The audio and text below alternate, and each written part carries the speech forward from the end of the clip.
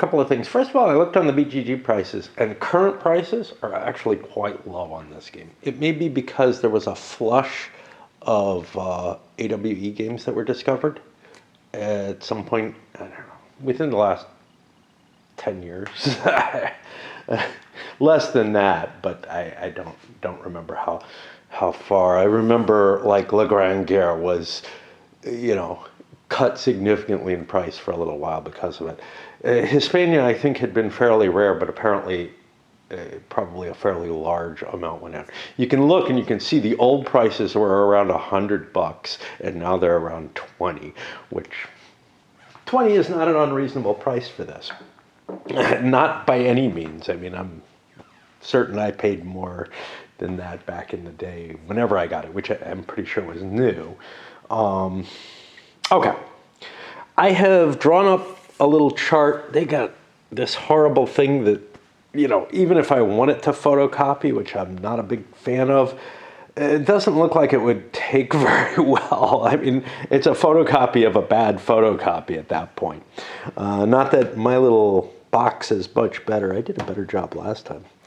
No ruler, obviously, just trying to draw straight lines. I did a better job than usual. I'm playing with 5 players.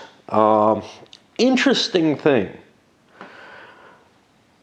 You cannot get the base 4 configuration with the initial countries here.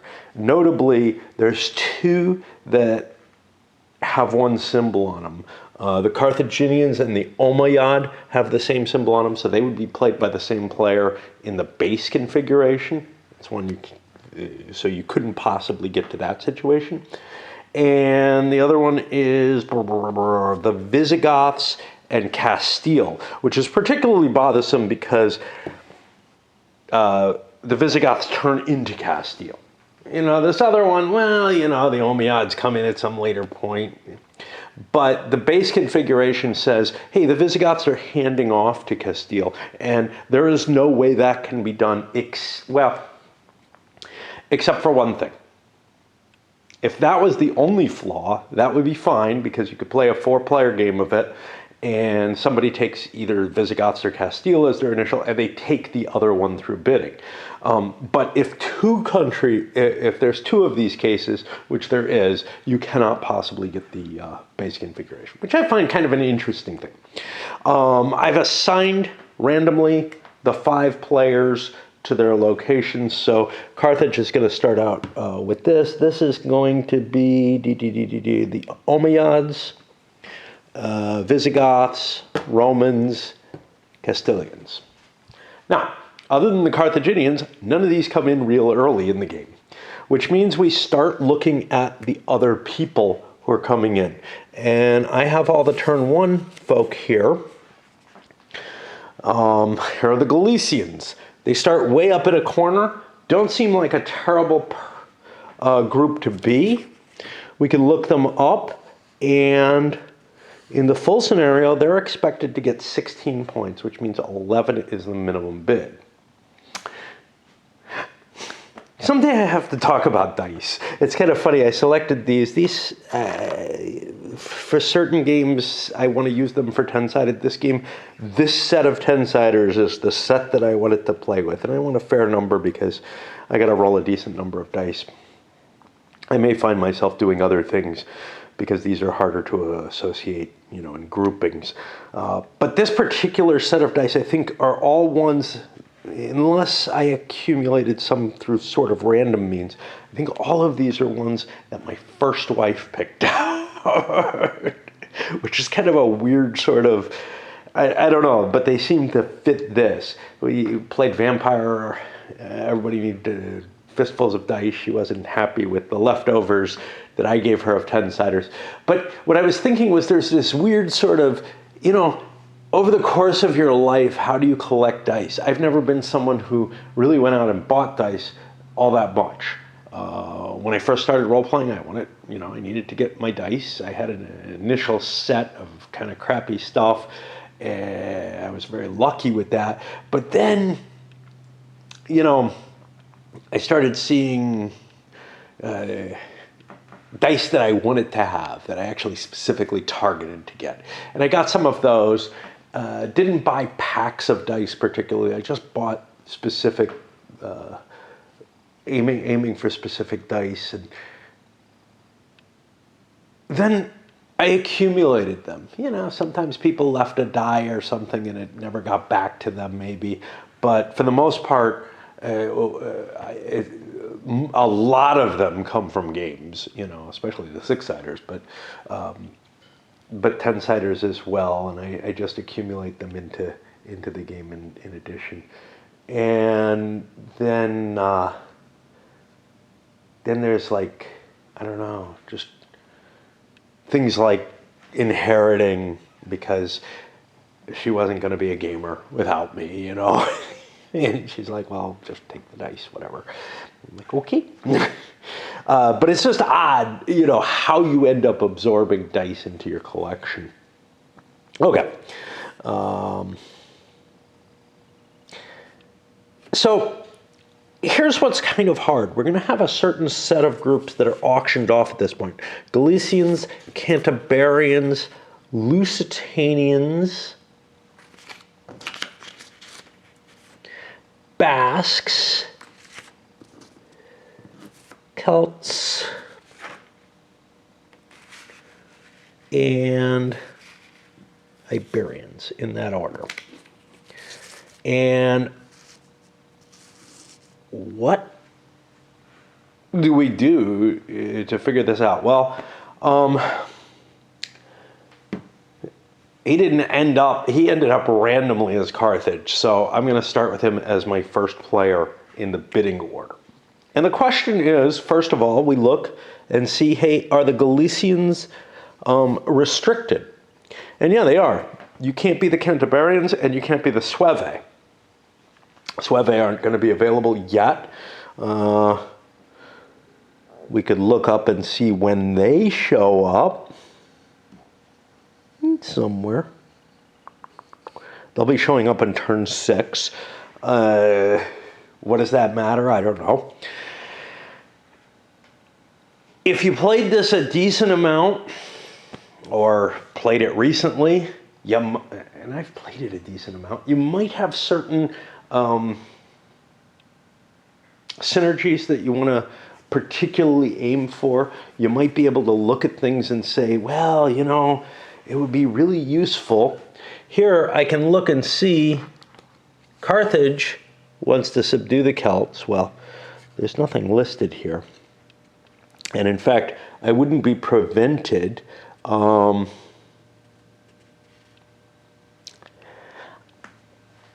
don't know that there's anything terribly advantageous or not for the Galicians.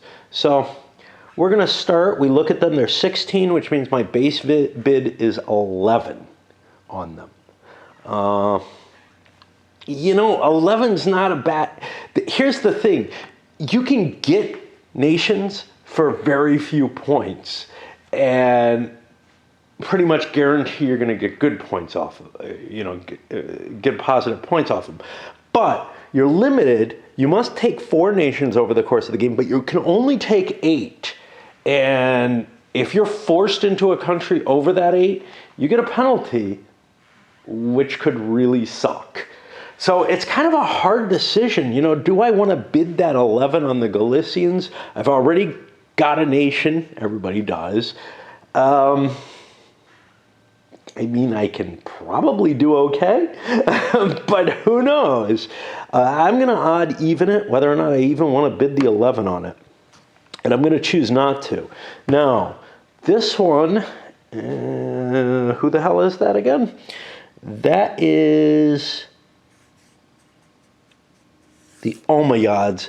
I mean, I'm pretty safe from the Omeyads. That's pretty good. So I don't know. There's nothing that, I guess it comes back around to the first player if nobody bids on something, which could happen, like the Visigoth. Like, it's not baked into the game, but it's possible nobody wants something. So we'll odd even this for 11, sure. So we're going to bid on on these guys at the 11. I mean, I'm not sure there's much reason to go higher, right? At this point in the game, it's hard to tell. What's nice about the Galicians is that they might survive up here for quite a long time. But if you look, that extra point for scenario E, that's pretty iffy. So I would say they're probably more in on that 15 victory points than they are on the 16. That extra turn, they probably aren't going to survive it. Anyway, I should also be looking here to see what kind of plus minus we're looking at. Unfortunately, I did this one alphabetically. Wow, that's weird. How did I get that? Is this one alphabetical? Yeah. So the barbarian chart, which actually is pretty decent and I could have copied it, is all alphabetical. So I don't know. We were looking at Galicians. It's not entirely because, well, Zaragoza is with a Z in French. So what are we looking at? Galicians, probably here. And we don't know if we can draw a straight line across. We're just not sure. It looks like they probably went at full value and they made that. And that's not bad. Who is this? The Visigoths. The Visigoths are going to be all over the place. They're probably safe with the Galicians. You know, odd even doesn't seem too bad to me. Sure. And we'll go up to 12. And again, you know, I might be in a position where I particularly want something, but right now there's 1, 2, 3, 4, 5, 6 nations being auctioned off all at once. You know, don't know. The Romans probably feel okay about this. The price is starting to get up there. Let's go 1 through 4. Okay, the Romans pass, and Castile, probably pretty safe. We'll still go with the 1 through 4 on them. All right, they're going to go in at 3. Who am I? I can't remember. I gotta look. I'm the Omeyyad, yeah. Say 1 through 3. You know, we're getting too close to the actual value. All right, so we drop out. Same thing over here with the Visigoths. We will go up to 4 bucks. So that's 14. 14, I'm looking at a 1 or a 2 to bid on them. And we're going to drop out. So we'll write the initial bid of 14 down for the Galicians. Oh, right, this ended up alphabetical too. How about that? Okay, so we follow this line to here and put the bid of 14 in. And that is this symbol. For what it's worth, I move that there. I dig my Galicians out, which is not a trivial thing to do, I bet. Oh, they're already here. Sure. I put their player value there. I put their economy here. I grab a couple of counters just to remind me what's going on. And now we move to the second bidder over here. Well, I'm not going to go through this process with everything in front of you. It's pretty damn boring, but I'll come back and report on what I come out of it. Again, though, you're losing, by doing this kind of randomization, you're losing a lot of the strategy. That's not to, but here's the problem. Right early in the game, I don't feel like I have much link to this. I don't know how interested, you know, everybody's okay with the Galicians. Is a bid of 14 that bad? I don't know, but I might be able to get one of these others at 5 under, and didn't get it because of that. Another problem is if people start filling out their bids, it becomes a lot harder. And there's people who are going to be able to get some late end stuff relatively cheaply, but then they might end up getting clashes, which may end up penalizing someone who took too many bids too early. The main strategy part is that synergy type stuff where you would look and think, well, I'd like to get this collection into play, whatever.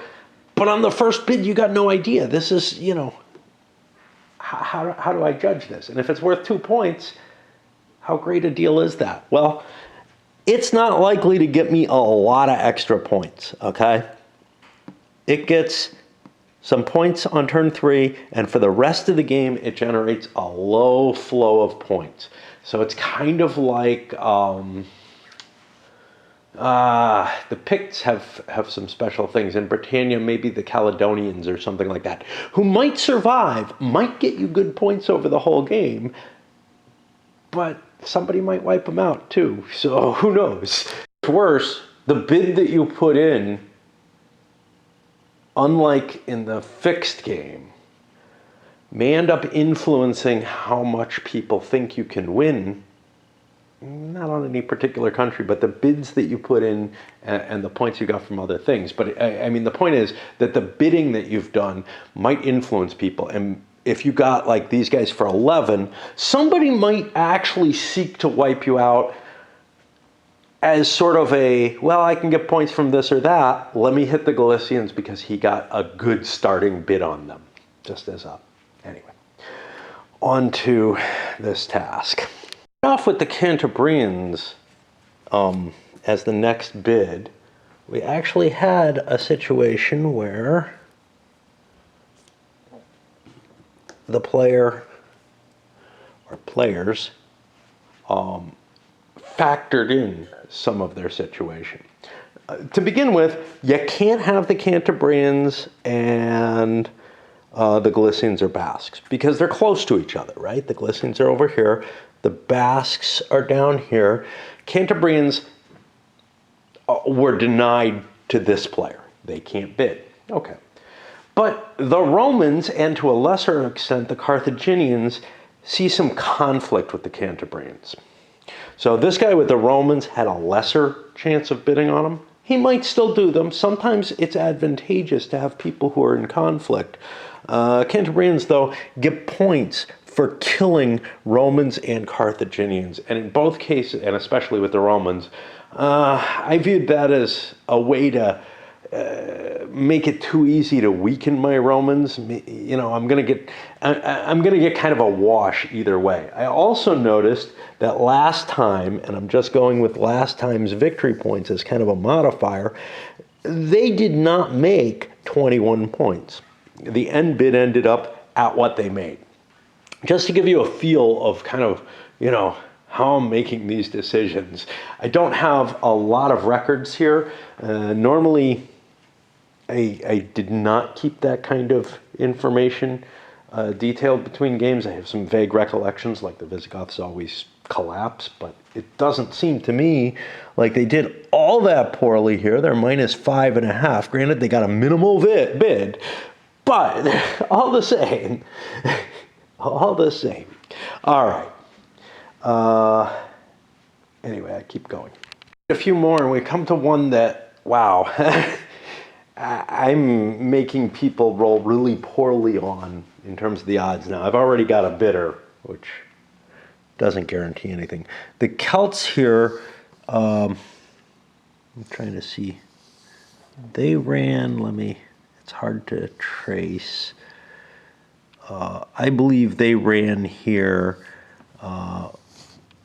with a 21 bid, which is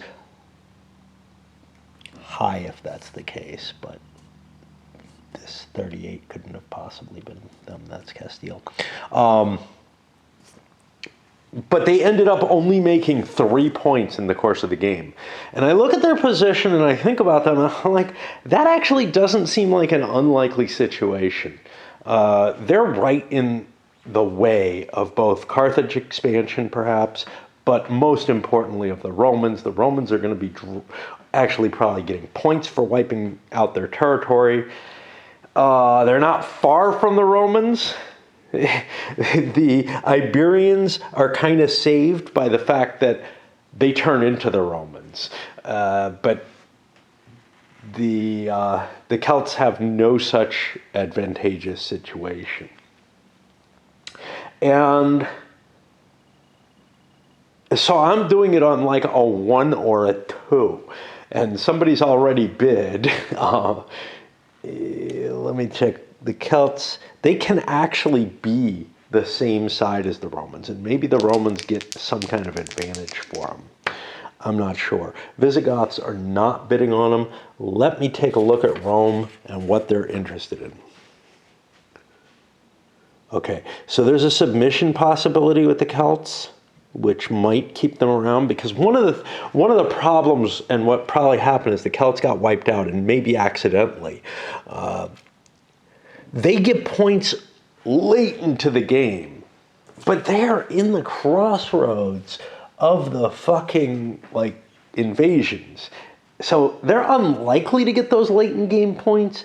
However, their points are about the same as things like the Galicians and the Lusitanians, who have a better chance of survival. For the Celts to survive, they have to fight their way away from this good terrain that they're in. And that makes it pretty iffy. I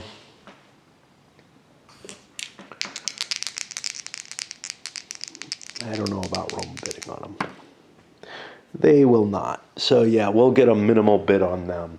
But, you know, in some cases, these points are making assumptions that I just don't think are reflected in the reality of play. The Celts are a good example. They're worth 19 points. They are very, very similar to things that are worth 21 points, but there's such a good chance of them getting wiped out through one or more invasions that I just don't think that, like, that's a reasonable average. How were these averages arrived at? I don't know. You know, may have been many plays, may have been so many plays that there's more competent people who learn certain secrets. Like I say with Britannia, at least in my experience with the old Avalon Hill version, I know that it's on like 5th edition or something more, that there were things I learned about that set that are not the things other people learned, but that one does to prevent certain people from running away with the game. And in particular, purple and green could run away from the game if it's played kind of naively. I still don't think that red has a chance, and people think the people of my time thought that red was, at least at Avalon Con, thought that red was the most potent. I had people who came back from Avalon Con and could not demonstrate to any effect. Red just dies when I play, so I don't know, and it's sort of a natural occurrence through either naive play or informed play, but still trying to pocket your own points, right? And it feels to me like this is a similar kind of situation where I just do not see the Celts being worth much. So they go cheap. At least there's that. If nobody bids on them, I would guess this guy would be forced to take them at the lowest possible bid. There's no mechanism in the game to allow you to, you know, discard and just say, well, no, I don't want that. Kind of the reverse of, I didn't say that how I meant. What I mean is, there's nowhere in the rules under the auction that handles what happens if no one wishes to bid. It's just not seen as a conceivable thing. It's seen that you can always get within, you're expected to be able to get these points. And I look at the Celts and I say, well, at 14 points, which is what the bid ended up as, I don't think they're a fair risk. I look at what they create. If they submit to Rome, they survive a little longer, but the Muslim invasions happen. They get points for kills. That's nice. That's probably their best points here, is points for kills. Almohade, that's going to come really late in the game. They probably won't survive that long. And on turn 3, they get some points for shit that they hold. I'm looking at maybe a dozen points. 14 seems optimistic. 19 seems insane. But, if they survive or really score well early on, maybe they'll do fine. I just, analyzing them, and I didn't look that carefully. I looked at the sheet, thought about it a little bit, didn't really look at their score sheet. Their score sheet's a little better than I thought, but they only got 3 points last game, and I see that as a possibility. All right, up to the final one, which is the Iberians. This is an interesting one because Rome depends on them, but there's no reason for a non-Roman player to even try to keep them alive. I should show their points. They don't get much. They get some points for killing Carthaginians, but not a whole lot. And that's all they're going to produce. I hope they're really, really not worth much. 11 points. They are not worth 11 points. I mean, if they swamp the Carthaginians, that's fine. And what that kind of means is that Carthage gets first bid, and I'm sure cannot have them, right? Right? Nah, no restriction there. But here's the thing. Carthage could help them. That would be twisted. They get 0.5 per area. How many people do they have? What's their maximum area holding, right? Their maximum area holding, they don't have all their people on the board, but 2, 3, 4, 5, 6, 7, 8, 9, 10, 11. Let's call it 12. That's 6 points, okay? They could get 6 points if they don't kill Carthaginians. If they do kill Carthaginians, they can probably do better, and we can see what they did last time I played. Iberia, it looks like they got 2 points and bid 10. Well, that was a bad deal. They look like they're likely to be a point loser. You can probably do better than 2 points with them, with the Carthaginians, but I can't do 11. That's the problem. With the Romans, more likely to kill Carthaginians, so more likely to get a few points, but I only get 2 points per Carthaginian that I kill. And the Carthaginians get to invade first, and then I get to counterattack. And I'm probably not going to get too much. So I would say nobody probably wants them, but I'll be rolling on them anyway. The Romans might take them at like 50-50, just with the preserve as many as I can to get as much force from them. Because if I can save them, they're worth more to the Romans, and no one else has any incentive to save them. So Rome took them for the 6 points. If anybody else had bid, I might have been a lot less happy about it. But the point is, the other option is Carthage would be forced into them for the 6. I wish if everybody refused to bid, you got even less value. You got it even cheaper. And the same thing with these final picks. If you decide the Visigoths, like I said, they only lost 5 points last time, but that's 10 points below their scoring expectation. I think their scoring expectation is pretty much impossible. And I bet you Castile had a pretty damn bad one. This must be Castile here. Yeah, they looked like they did okay, actually. Maybe the Visigoths did much better last on that score sheet than I'm used to seeing them have, but they still, I think, looked pretty bad. Right. Well, that's where we begin things. How am I going to remember this? I am going to put the little flower symbol at the bottom. This is what I'm using for that. To remind me,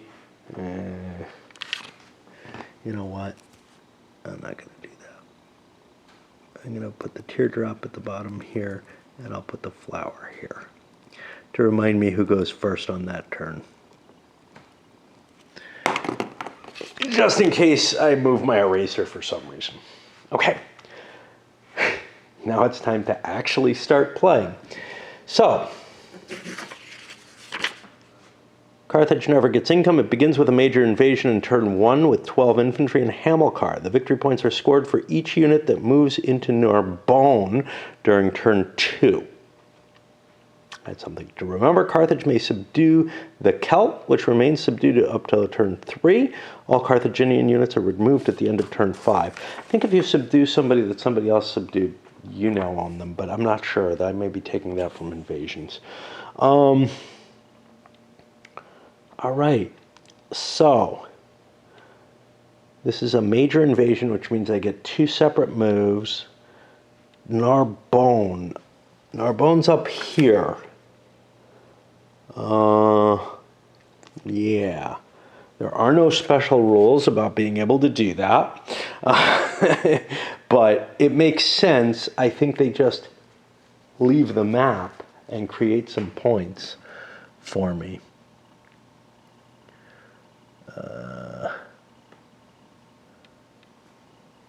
And on turn 3, let's see. I get points for Roman elites. I don't get anything for my invasion, and I'm not like the Romans in Britannia, where I expect to control the map for a long period of time. So, yeah, I probably could have saved the Iberians and made them into a strong force, but given that they're in the Roman hands now, I definitely want to wipe those fuckers out.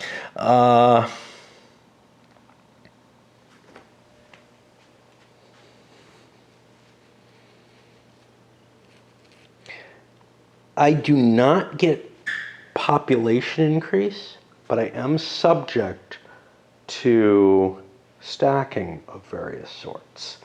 I would like to submit the Celts. 3 areas or less means I have to hit a couple of them. So I will do this. 1, 2. Well, I have a major invasion. So we'll go there to hit the Celts. This is mountain. That's going to be disadvantageous for us. We have a lot of territory. Does that territory mean a damn thing for us? Well, on turn 3, after the Romans come in, we want Granada, Barcelona, Tortosa, Saragossa, Huesca.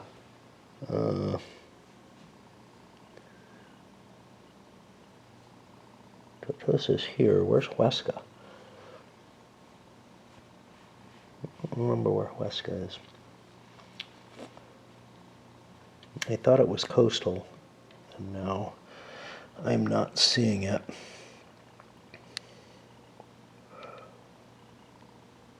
Yeah, it's easier if you memorize the map. Huesca's up here. Okay.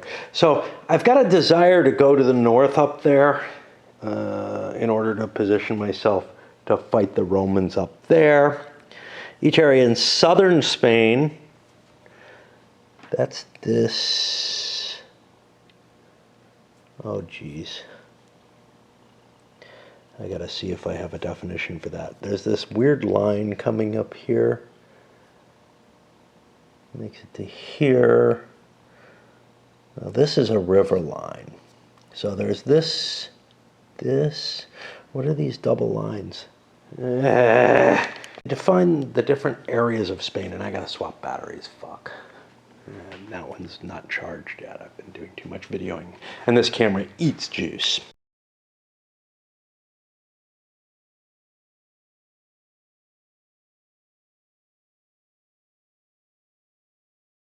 So let's see what we got. Northern Spain is Galicia, Porto, Duerta, Asturias, Cantabria, Leon, Tierra de Campos, País Basque, Villa Castilla, and Pampelune.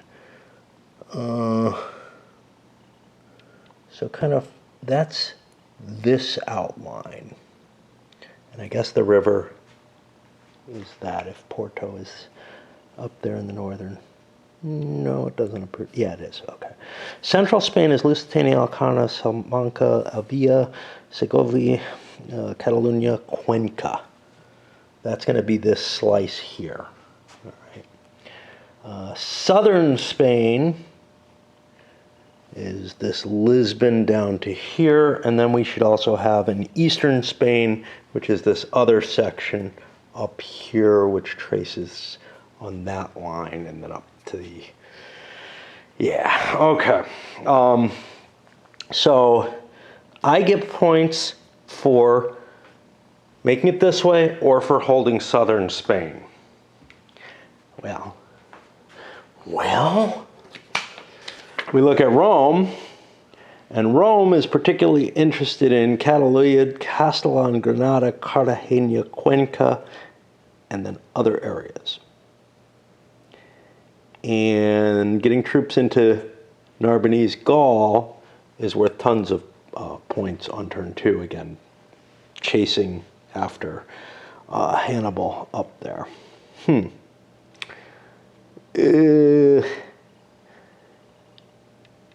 then later I'm interested in other stuff. But the biggie here is, that looks like, where's Cuenca? I know I saw it recently, and I can't remember my Cuenca's here. So we've got this weird sort of, and you really kind of have to do this. Catalunya should be somewhere over here because this is the Catalans. Here, Cuenca, Castellon, I think is kind of in the center somewhere. Nope, it's over there.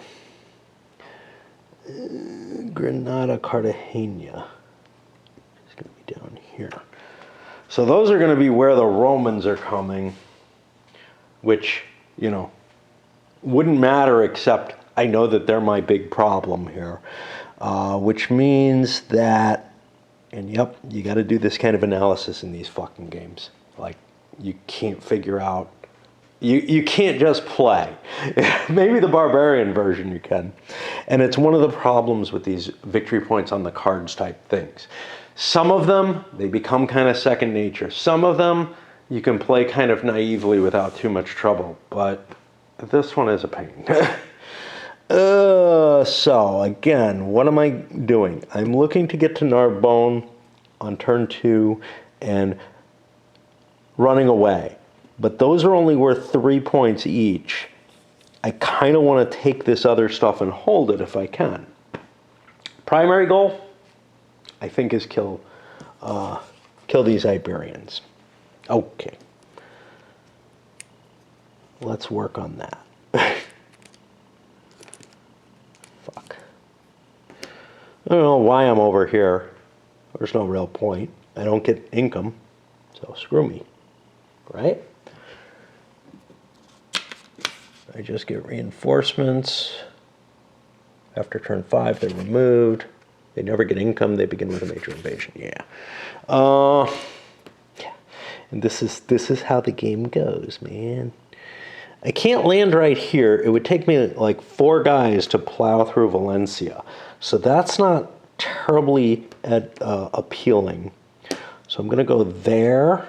Well, maybe. Here's what I'm going to do. I'm going to move here. I'm going to move here. Move here. And here. Cadiz could be similar.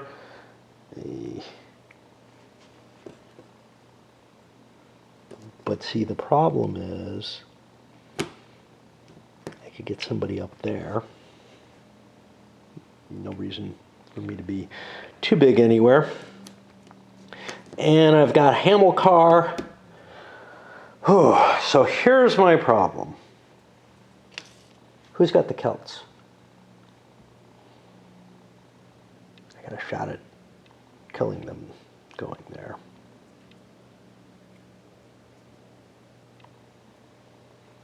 Kill them early.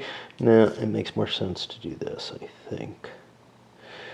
And I've doubled up La Mancha. I didn't move anybody into here. So 1, 2, I put another guy there. And I put this main force up here in Valencia with Hamilcar, where I get pluses to my dice. Great. Okay. Now, we're in a major invasion, which means if we look at, I don't have it here, and yeah, I know this is ridiculous to do this, but we did movement, our stacking. I don't have to worry about population at this point, but I do have to worry about stacking. I am not more than 1 over the stacking limit anywhere. Okay. And I got special rules there, and I got a capital and all kind of stuff that I can do. On to combat. Let me grab a combat chart. All right, let's pick on the Celts first, because what the hell. So I've got 2 Carthaginian regular infantry versus 1 Celt. Don't have to make any differentiation, everything's the same. It's infantry versus infantry in the plains, so I need 7s for the Carthaginians, and it's infantry attacking infantry, or defending against infantry in the plain. It's 7 for them. Now, this is close to the 5 or 6 in Britannia. That's a 10. So we each take a hit.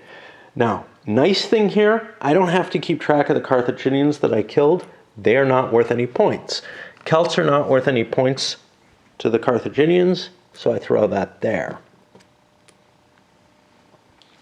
And we've succeeded with that one. This one has real trouble. Oh, I opened this up. Shit. If I moved into there from there, he couldn't retreat there, so let's do this guy first. Same thing. Except I'll trade this for a brown die. And since I moved through here, we're just saying. Okay, I hit the shit out of him. Iberians don't matter. I'm not getting points for killing anything yet, just Romans. Same thing here, I moved through there. In fact, I had to move through somewhere. I could dispose those better and pay attention easier. Killed another Iberian. And so on. I'm gonna run away because battery is dying.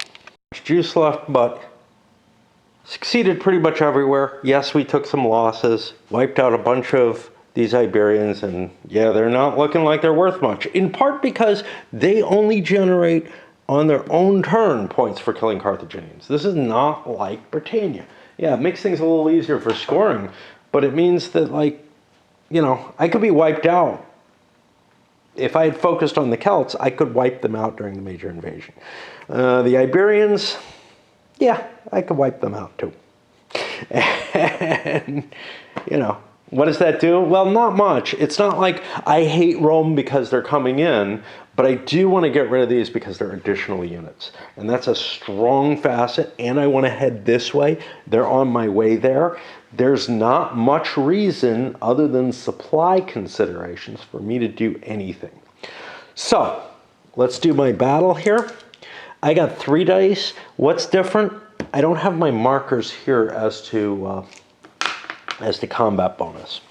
So I have to look those up, but I know them kind of. The only thing that's really in effect here is the +2 leader bonus. So now instead of 7s, I hit on 5s.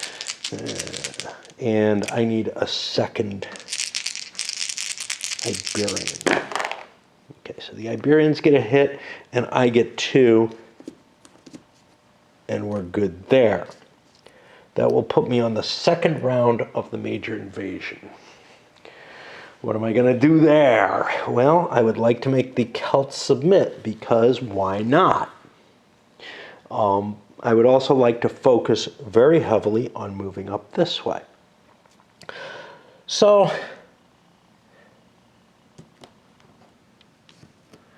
river. River is important.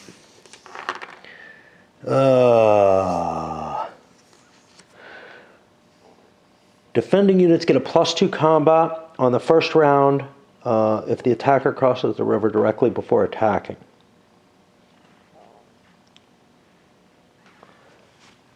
Okay. I think this is okay, though. To there. Here's a problem. If I attack these, which I'm going to do, if I attack with 1, there's a chance that I could just be wiped out. If I attack with 2, there's a good chance I wipe out the Celts. Neither one's what I want, but that's where I am. For here, what can I push? Well, in the mountains, I'm doubled, but I bring my leader with me, and I march up here to Tortosa. We still got a couple of units loose. I'll move one to Seville.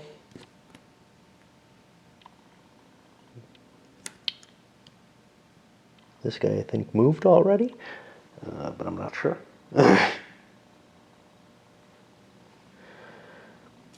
See, if he hasn't, I could do this, and that's kind of an interesting situation. Gives me another shot. I think maybe he hasn't moved. I moved him to Seville. I've got these two, which I will move up to Valencia, and I move him up to Dinia. And we got to cut the camera. Spent a lot of time on one player turn. I'm not sure why I'm doing quite so much, but whatever. We will not spend this kind of time other times. Now, I can't submit immediately, so I'm going to launch this attack first, and it's at standard 7s. We got a hit, unfortunately. We killed the Celt. Not what we wanted to do. We want them to submit, but they don't get a chance. And now here we have 1-1. Now, do the Celts have to submit? May submit. Yeah.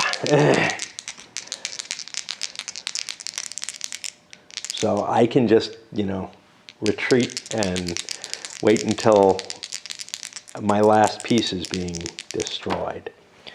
But instead, I am killed and have no opportunity to submit. Oh well, might still be able to do it. I'll finish up the Iberians. I'll come back, and then we'll take probably a break for the night and go to the other nations, which will play a lot more like normal strategy within a Britannia game. The Carthaginians are worrying about so many things. They're worried about wiping out the Iberians, getting their points, and worried about this Roman invasion that's coming in really soon. Wiped each other out here. They also have to keep in mind, they get 7 units next turn. That's all of these. They ended up losing an extra unit, but they're getting a pile of troops back immediately.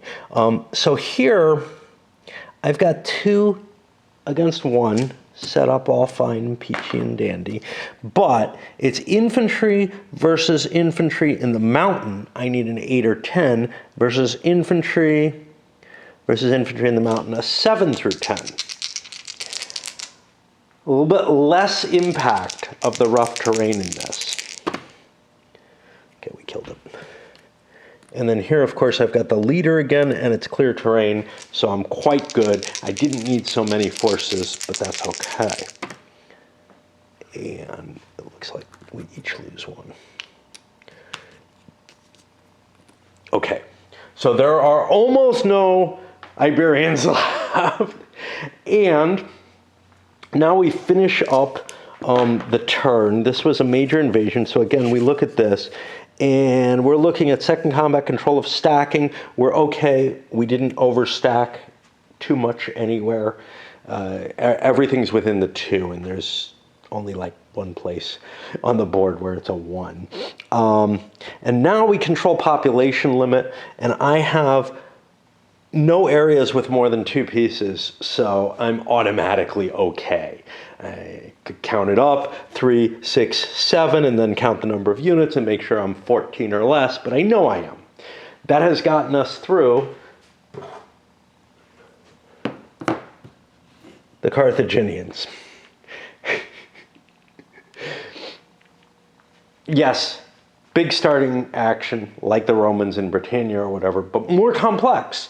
Or maybe not. I don't have to try to trace through various areas like the Romans have to in Britannia. That's something that I'm used to doing, so I put little markers and figure that out.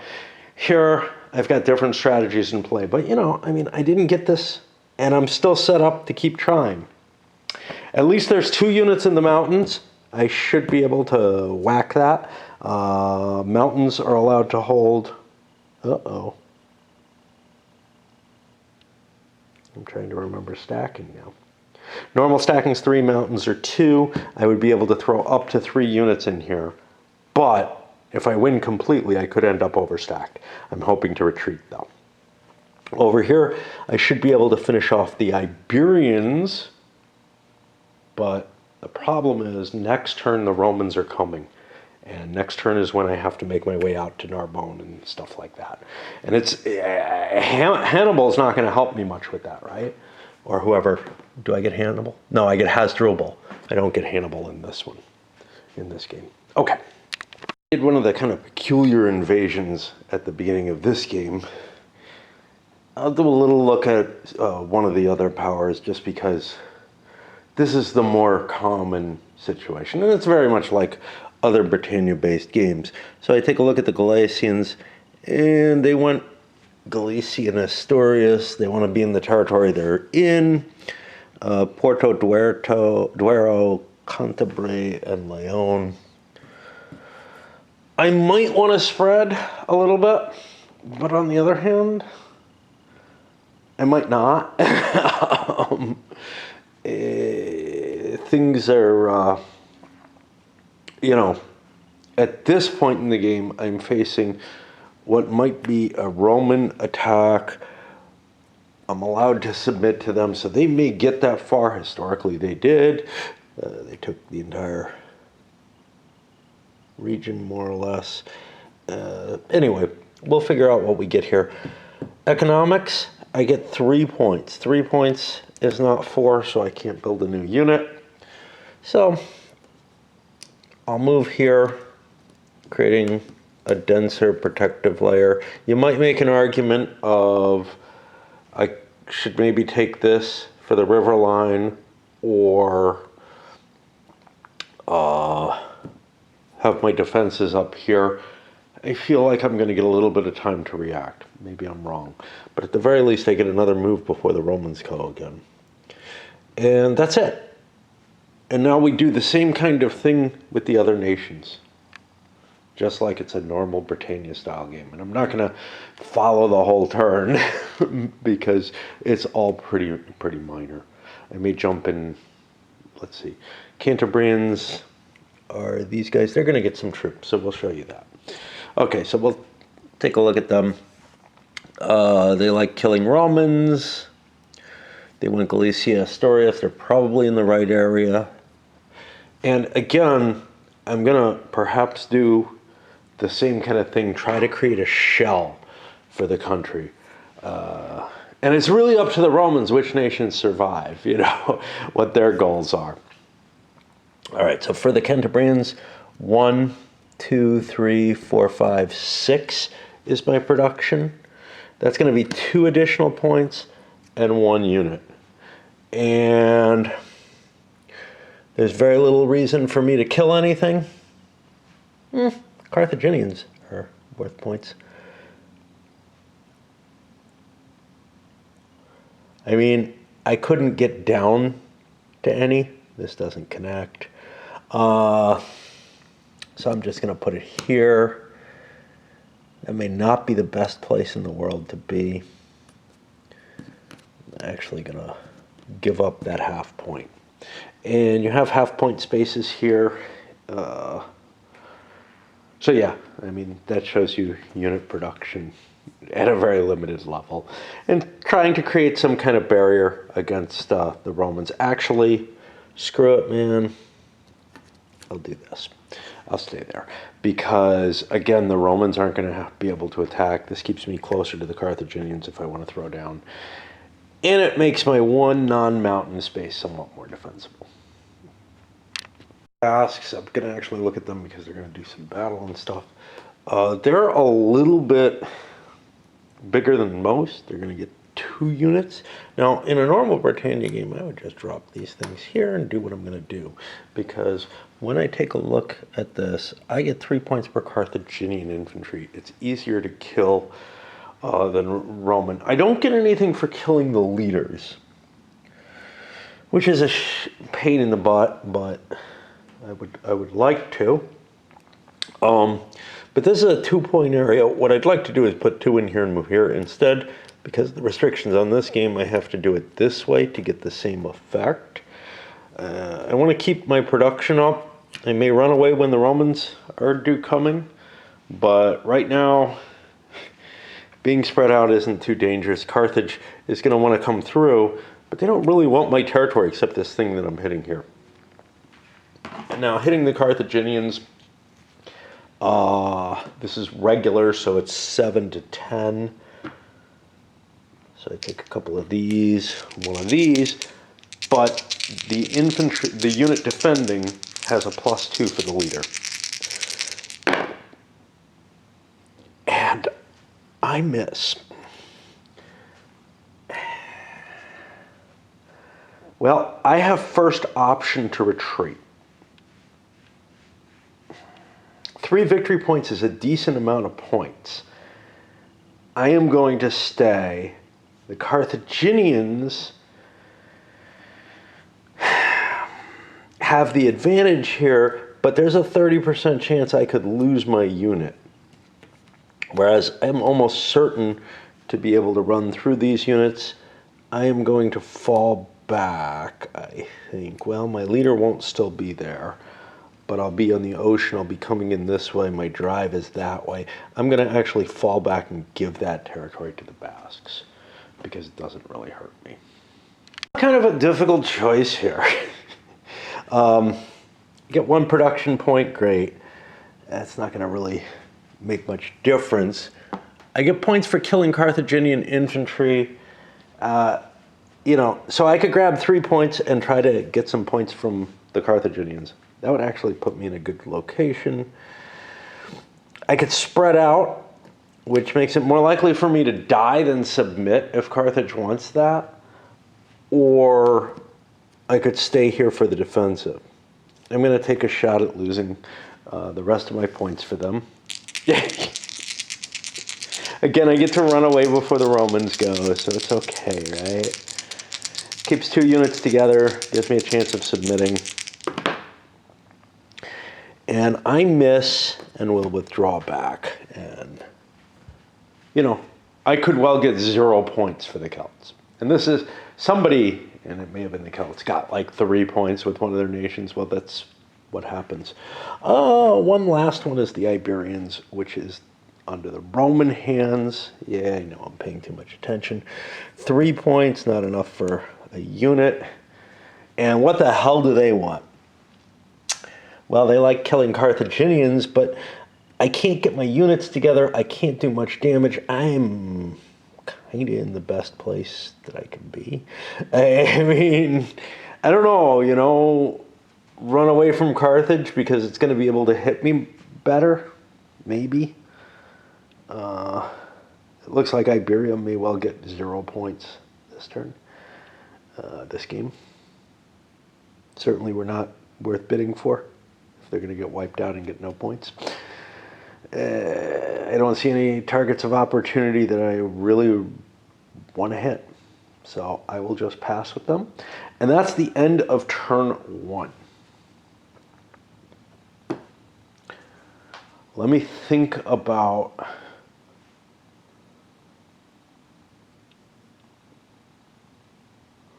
Because I'm probably going to do some detail on the Romans. I'm going to hold off and run through turn 2 for more of this. And we need to see... See, unlike most of the games in the series, there's not an easy play aid or map place that tells you when the countries come in. So there is a piece, the information is contained. So here we have it. Only Rome is coming in on turn 2. Rome is already assigned. So we'll put it here and start to set them up. They appear on game turn 2. They get reinforcements on C. It should say what I get for reinforcements here. Ah, there we go. 4 elite in Narbonne. Oh. They're not going to be that potent to begin with. Okay. I think we want to backtrack because for the Iberians, they want to attack the Basques here. Open up a highway coming down through Barcelona. It's not optimal, but I don't want to bash my way through the Pyrenees, you know? So, and I don't really want to kill my own unit with no way out. So what we have is a brown and a brown. We'll use orange for the Iberians. Make a quick roll off. Oh, damn, they both survived. Here the question is, do the Basques want to withdraw from a potential loss or fight at even odds? I will continue to fight at even odds. The Iberians aren't going to go anywhere. They're just trying to avoid dying by moving on. Okay, well, they're dead anyway. That does not completely wipe them out. I still got one left. Anyway, as I was saying, we have the Romans showing up with 4 in Narbonne at the beginning of the game. And as they move into areas, they start creating forts, just like in Britannia. All right. I'm not completely done with turn 2 setup, actually, anyway. I'm right in assigning Rome to the player who owns it. I check. There's no other nations that are going to be auctioned off on this turn, so I don't have to worry about anything there. I do have to worry about how Rome comes in. We put the 4 elite here, but I have to worry about every other nation too, because they might have additional forces coming in the same way that, in fact, I expect things for Carthage here, right? Turn 2, where you would expect victory points to be listed. I get 7 infantry at sea with Hasdrubal. 3, 4, 5, 6. Actually, I needed to lose 1 more. And Hasdrubal at sea. We got to check everything for turn 2. Make sure nobody's got anything here. Got those. This is always kind of a difficult thing because there's so much information spread about all over the place. Now, when you're used to a game like, you've played Britannia many, many times, you kind of have a feel for it, but each time you're facing one of these that you're less familiar with, it's harder, and it's been a long time since I played this one. Okay. Now, this is not a major invasion or anything like that. We've added a bunch of people who can subdue. But Carthage and Cantabrians will not submit to me. And we start with Carthage, and we worry about what they want. Well, they get points for going to Narbonne. Now, next turn, I have a lot of points due to me for Granada, Barcelona, Tortosa, Saragossa, Huesca. But each unit I can get to Narbonne is probably worth more than whatever those units can gather me, at least on turn 3. There's some potential that I might get lots of points on turn 5 if I survive long. That's an interesting question. If we look, though, there's going to be more Romans coming in. 13 more elite on turn 5, 14 on turn 4, 5 on turn 3. Actually, no more than that. 9 on turn 3. So, I kind of feel like I should cash in my points as early as possible with Carthage. And let's take a look at what the points are. And I know I'm analyzing this way, way more. Okay, Carthage, I did not write the initial bids for these nations. I should have those down. Carthage has a 16 point. And that means, since it's an initial country, you get a sweet 11, which probably is pretty damn easy to make. Yeah,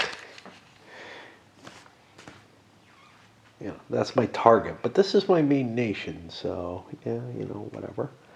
I don't know. I think I'm going to make it, even though I destroyed no one. Okay. I have to remove Hasdrubal, who would have helped me. I would have been able to get things off the map. But as it stands, I've got a range of 2. That's as far as I can go. I'm not going to be able to deal with that. So I probably want to run away from the Romans and consider what else I can do. Definitely want to hit the Celts. And otherwise, Granada, Barcelona, Tortosa, Saragossa, Huesca, and southern Spain. Yeah, I can let the Romans up here. I'd rather not get in their way up there at this point. We'll see what happens with the Basques. So I'll probably go into a defensive posture here. I'm not getting any, although the Carthaginians did settle in Spain fairly heavily for a brief period of time. They do not get income. They don't get to grow things. They just are treated like an invasion, which, I don't know. I have mixed feelings about it.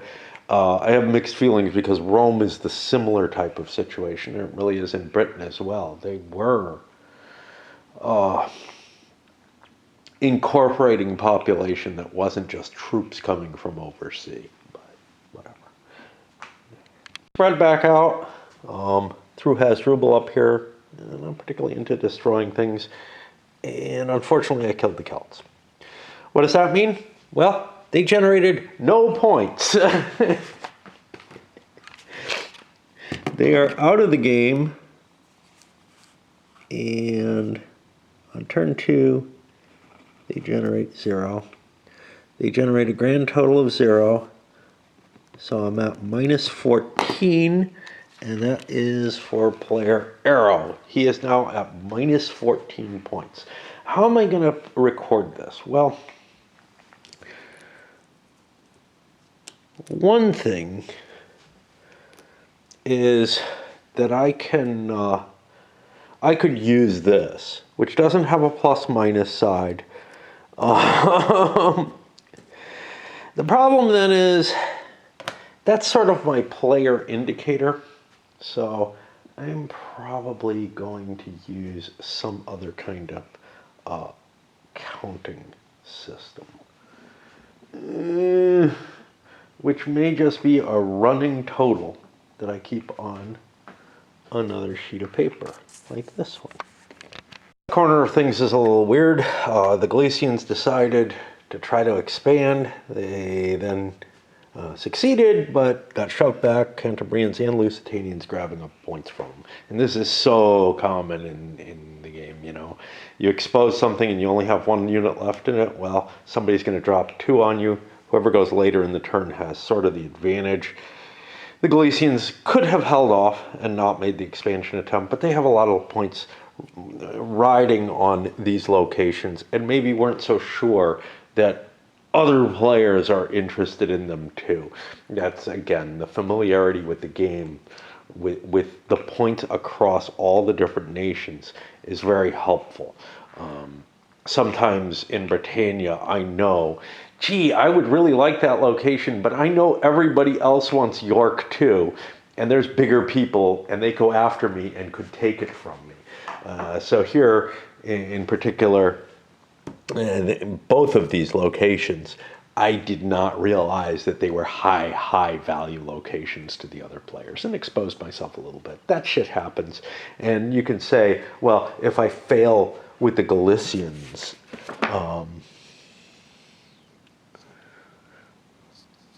let's see how we did last game with them. I think they did okay. So I think they're the ones who got the 12 bid and made 30 points just by surviving out the game. You know? So that's pretty fucking sweet. They may not do that this time because they were a little bit more aggressive and got beaten. You know, like I had an exchange and then the Lusitanians gave me an exchange, and I probably am going to take an exchange again to get it back, and it's just going to shift back and forth until somebody is wiped out by one of the big boys. In kind of an interesting position now. This is what's weird. Remember, Carthaginians have already gone, but yeah, round 3. We're good with that. I have 2 more units coming on, which I have to take. I have a little area up here that I'm supposed to try to control, and I may want that, so that may be where I go.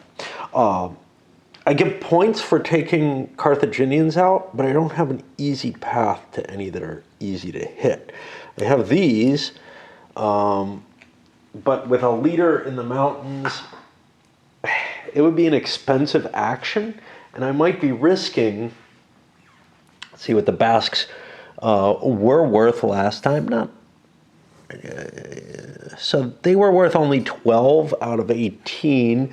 This time they probably have a lesser bid. No, still got an 18 bid on them. I got to make a fair amount of points off them. And, you know, sure, if I could get 6 points here, that would be great. But how many of my pieces am I going to risk? And the Basques could last the entirety of the game if I'm lucky. They did not here, obviously, but this is the kind of thing that you're always trying to figure out is what can I do, what can I not do? Well, I can put a piece here and I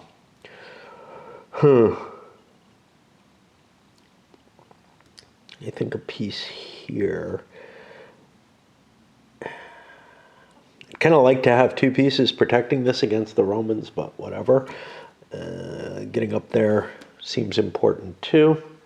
And maybe the Romans won't get to me and chop me to bits. That seems like a dangerous thought. How about instead, how about we do this? Give up Catalonia. Catalonia is probably a safe place to be, and now I get my dice, say 2 browns, and this grayish looking thing, and see what we get. We got a hit, they got a hit. And that seems to often be the case. I don't know why. Am I tending to roll higher than I should? And that's where we are now. Is this defensible? Well, it's behind a river. That helps a little bit. There's no more Celts. The Iberians. Now, I could have wiped out the Iberians. Problem with that is Romans are worth victory points to me. Iberians are not. This space isn't worth that much, and I just don't think those Iberians are that big a threat. But the Romans might be. And the Iberians are interesting too. I got 2 of them. I get points. 2 points per Carthaginian infantry. Now, how much am I getting? How much did I fucking pay for these Iberians? Way too much. 6 points. But I could get 4 of them back by trying to kill, if I succeeded killing both of those. On the other hand, that might be my death. The Carthaginians might want to wipe them out. I got no submission opportunity. I got nothing else. But otherwise, we're looking at like a half point, maybe a point if I spread out into Catalonia. I mean, it's just shitty options all over the place. And this is 5 points under what their supposed expected points are. I don't know how you're supposed to keep these fuckers, you know, at the point level that is expected. In we go. Because whatever. And we're hitting 2 of these. Let's see what we get. This is just normal. Okay, the Carthaginians have just wiped out the Iberians. 0 points for them. There's 6 down the drain for the Roman player, which we will mark on here. Romans are elites. They create a fort in Barcelona as they move through there. That gives them 3 movement points. So I can move in here, double up on this, and move into there. And the Basques can be forced to be subdued if I can get them down to 3 areas or less without kind of killing off the units in that area, in the area that they get a chance to submit to. And they might get multiple shots. I'll start here because that opens up a retreat position that I would like if I need it. And we've got slightly different tables here. Elites versus infantry in the plain is 6 to 10, versus infantry against elites is 8 to 10. Plus I have 2 to 1 odds.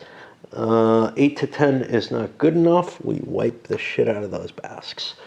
And we get another fort there. The forts are exactly the same as they are in Britannia, in the sense that you place it, it can go into an area once. When it's not there, you turn it upside down and it looks exactly the same. So, and they actually specify that you should turn it upside down. Unlike the castles, which show a ruined side, the forts have completely the exact same image on there. They don't help you one bit, and it would be really hard to discern what's going on just by which way the counter is. Here we're a little different because we're crossing a river, but we're only facing 1 unit still. So instead of an 8 to 10, it has a 6 to 10, which I think is what the elites had as well. All right. And we're destroyed here as well. This isn't any kind of major invasion or anything special. But you can see they're establishing themselves in the north. And, you know, next turn, they get points for a lot of locations. Not up here, though, from what I can tell. Castellon, that's here. I think that's the beginning of them. Cataluyid. Well, I'm close to it. Good thing the Basques left, right? Yeah. All right. I think that is everyone has gone.